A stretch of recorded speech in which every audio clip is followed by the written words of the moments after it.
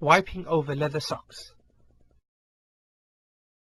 One century after another, the Arabs kept traveling long distances in the desert, on journeys that were known as winter and summer journeys. They traveled to Sham and Yemen. During these journeys, they used to wear al-khuf, as well as normal socks, which they used to also wear when residing in any place. Al-khuf are worn on the foot and are made from leather. As for socks, they are usually made from cotton, etc. Islamic law has made it permissible to wipe over al-khuf and normal socks. This is because when Anas ibn Malik, may Allah be pleased with him, was asked concerning wiping over leather footwear, he said the Prophet, peace and blessings be upon him, used to wipe over them. But there are conditions that have to be met to be able to wipe over any socks. One condition is that both should be put on after being in a state of purity. Al-Mughira, may Allah be pleased with him, said, I was with the Prophet, peace and blessings be upon him, on a journey. Then I intended to remove his khufs, meaning during his ablution. And he, peace and blessings be upon him, said, leave them both, because I put them on in a state of purity, meaning after performing wudu. Then he wiped over them.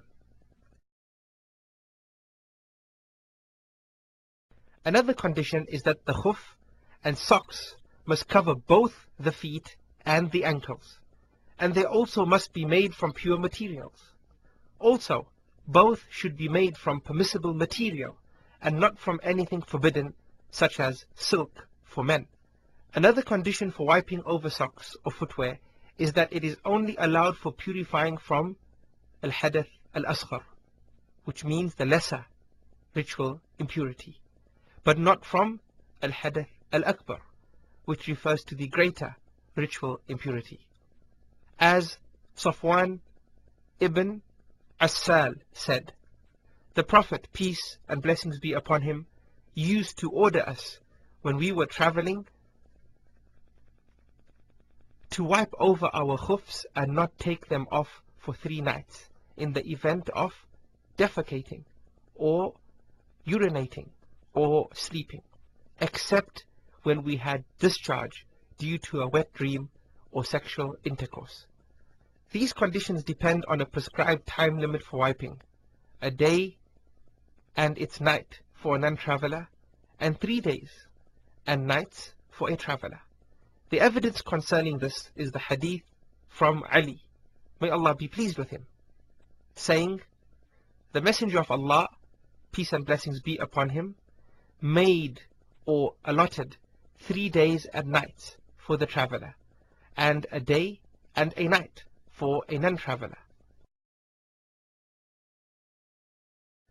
The period in which we are allowed to wipe over the socks starts from the first wipe after one's wudu is invalidated. So when a person puts on socks while being in a state of purity, and thereafter he becomes impure by defecating, for example, he may wipe over the socks when performing wudu. This would be considered the first time he wiped after putting on the socks. From this time, the period of a day and a night, or 24 hours, should be counted. The upper part of the socks and or footwear is wiped over with wet hands, from the toes to the base of the shins in one wipe, the left and the right foot at the same time. The right hand wipes the right foot, and the left hand wipes the left foot. One has to also avoid wiping the bottom of the feet and ankles, as Ali, may Allah be pleased with him, said, if the religion was based on reasoning, then the bottom of the foot would be more worthy to be wiped over than the top. However, I saw the Prophet, peace and blessings be upon him, wipe over the upper part of his khufs. And once the socks or one of them are removed, the person cannot wipe over them again. But a Muslim should remove his socks to wash them and clean his feet if they have a bad smell, as such a smell harms one's Muslim brothers. Wiping over casts, bandages and band-aids. What Islam legislated for al-khuf and socks is also legislated for casts, bandages and band-aids.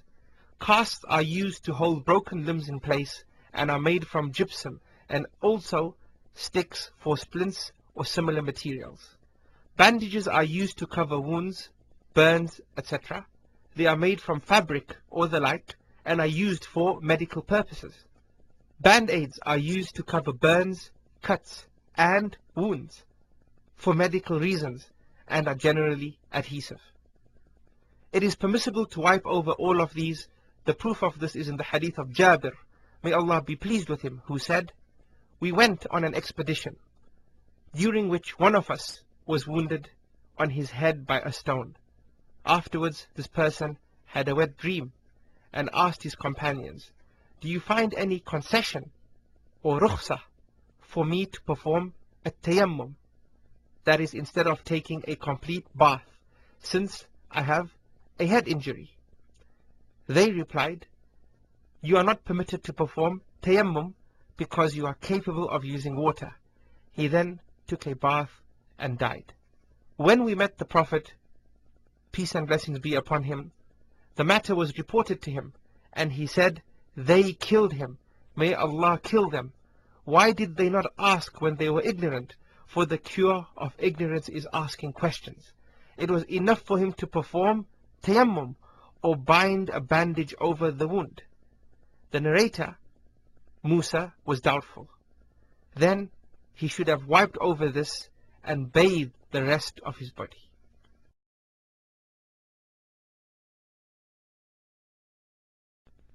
It is not a condition that one should be in a state of purity before putting them on. Neither is there a prescribed time limit for wiping over them. As long as there is a need for them to be worn, it is permissible to wipe over them. The cast, splint, or bandage must not transcend the place that needs care, but one should not wipe the parts of the body that are not covered by a cast.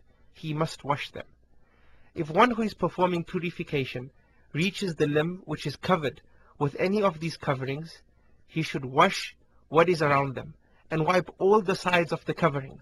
But if some of the cast or bandage covers a part of the body that is not usually washed in order to become in a state of purity, the person does not need to wipe over it.